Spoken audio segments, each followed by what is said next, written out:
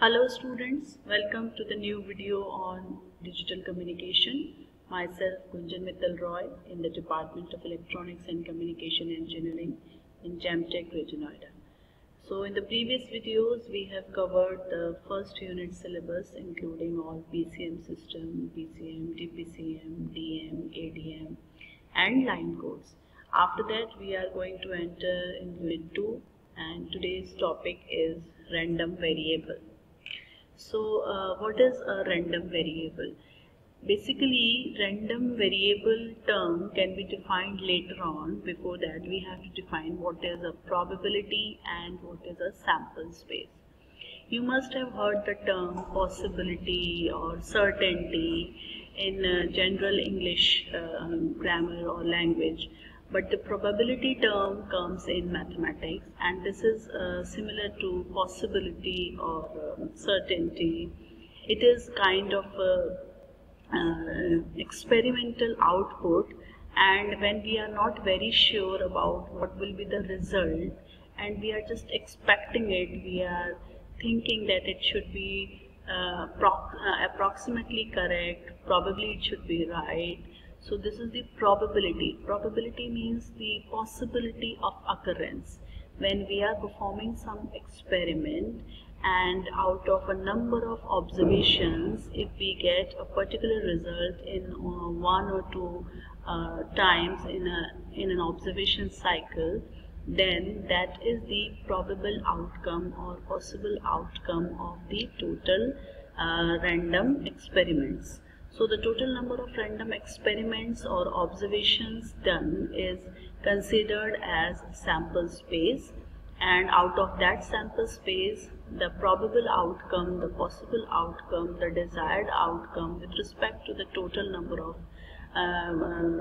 experiments performed, total number of observations performed, is known as the probability function. So probability includes always certainty. It is not at all 100% sure, but it varies in percentage from 0 to 100%. And there are various examples of defining probability, simple experiments. It is like throwing a die, flipping a coin, and drawing a card from the card deck. So these are the few examples of probability which we use in our day-to-day life. Now, so here we are defining what is sample space. A set of all possible outcomes in an observation is called as the sample space, and this can be discrete or continuous. So the sample space can be either discrete or continuous, and the occurrence of the favorable outcome is called the probability, or defined as probability. Now this is showing the die, throwing a fair die, die having 6 faces, and each face has dots mentioned from 1 to 6. So if we throw a die and if we are looking to get a number, particular number like 2 or 1, so if we are throwing a die, the possible outcomes of 1 or 2 is, the probability of coming 1 or 2 is 1 by 6, because it has 6 faces, so there can be any 6 numbers out of which we are looking to get only a particular number, which is 2 or 3. So the possibility or probability of getting 2 or any other number at a time will be given by 1 by 6. So the total possible outcomes are 6, out of which the desired outcome is only 1. So the probability is 1 by 6. So here are the 3 basic conditions or basic rules of probability, which are called as the 3 axioms of probability. The first thing is that the probability measure is denoted by P, and the probability of an event E is given by P of E. The sample space is denoted by the Greek letter omega, and now the probability of an event E varies between 0 to 1. This is the first axiom, which indicates that it varies in percentage scale ranging from 0 to 100%.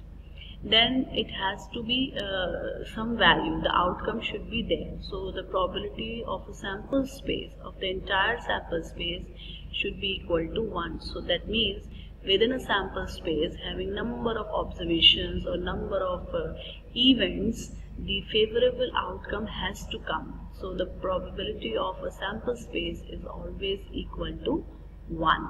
And the third is that for mutually exclusive events, if the events are mutually exclusive, it means that they are not depending on each other.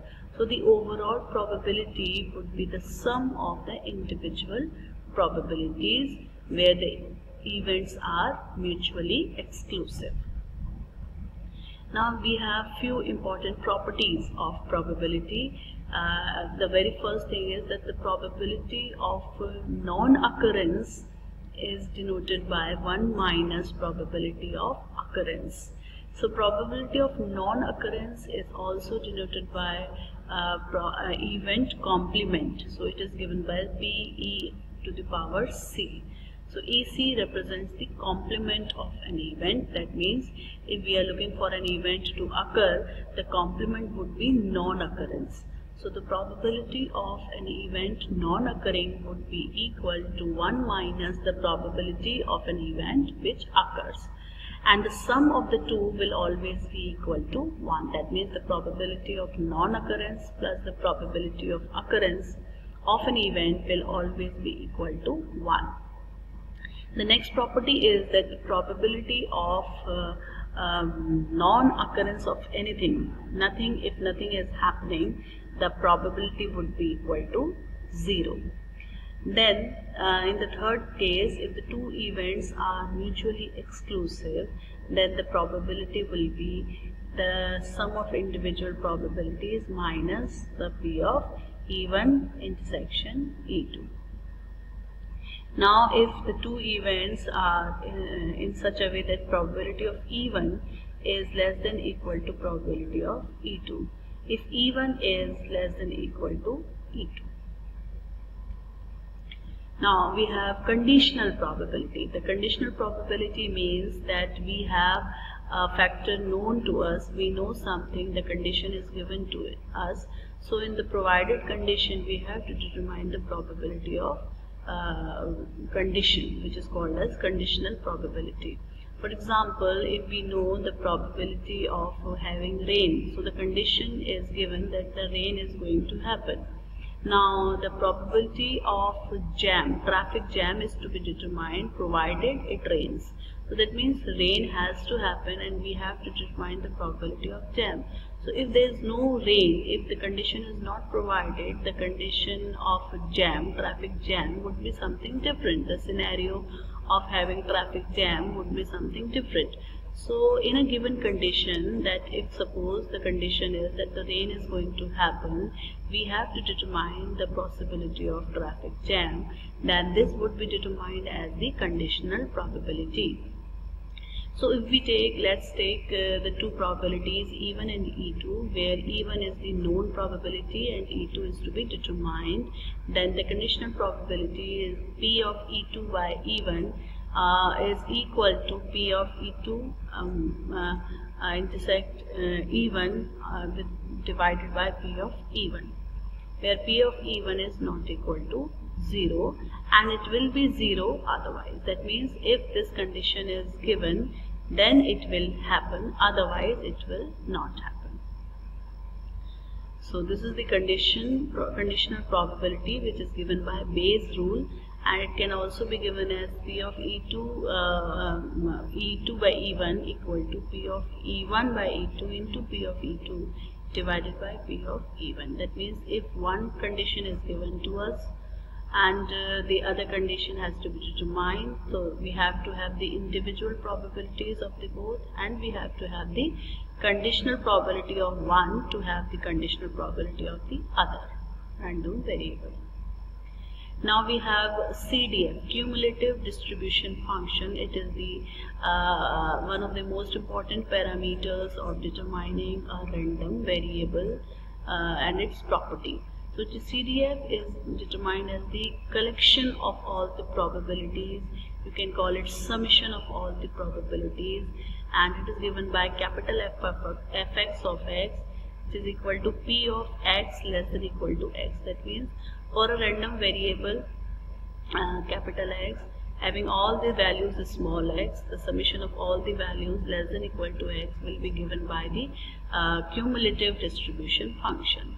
So it has got some properties also, like we have in case of general probability. The first one is that the fx of x has to be in a range from 0 to 1. So cumulative distribution function is also defined within 0 and 1. And then the next property is if fx is non-decreasing, that the fx is non-decreasing, that means if fx of x1 is less than equal to fx of x2, then x1 has to be less than equal to x2. In other words, we can also call it that if x1 is less than equal to x2, if the two random values x1 and x2 are there, and if x1 is less than equal to x2, then probabilities, the CDFs, also will be related in the same way, that fx of x1 will be less than equal to fx of x2. The next property is that the CDF of a negative infinite value, that means minus value, is equal to 0. As I have mentioned that the CDF ranges between 0 and 1, so it is not defined for anything less than 0. So for fx of minus infinity, which is indicating any value less than 0, will be equal to 0, and fx of plus infinity means having sample space nth value, and for that value it has to be equal to 1. Now the probability of a function x in the range a and b is given by fx of b minus fx of a. And this is the typical plot of a CDF. This we can study by solving the numericals. We will come to know the different graphs of CDF. Now we come to the probability density function. This is the derivative of cumulative distribution function. And in other form also, if we have CDF, we can determine PDF as the integration. So PDF is given as the derivative of CDF, and CDF is the integral of PDF. It also has the same properties, like fx of x has to be greater than equal to 0, and for the range minus infinity to infinity it will always be equal to 1, and it can be defined for discrete and continuous functions. Now we have the expectation, statistical averages, mean, moments.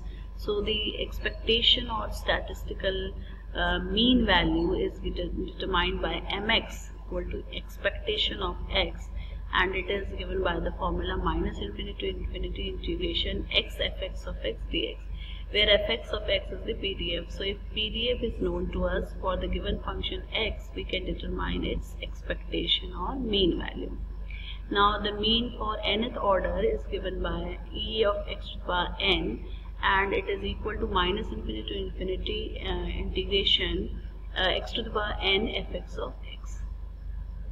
So for n equal to 2, it is called mean square value, and mean square is used to determine the moment.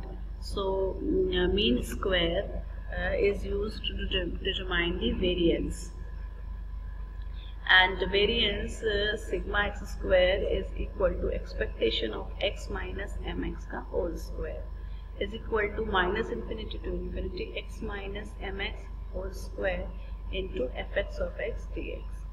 The variance provides a measure of the variable's randomness, that how much random is a random variable, how much randomness does it possess. So it is the variance measurement of randomness. Then after that we have standard deviation, AC/DC power. Then we have multiple random variables like joint CDF. Then we have joint moment, joint central moment, and its properties. Thank you so much.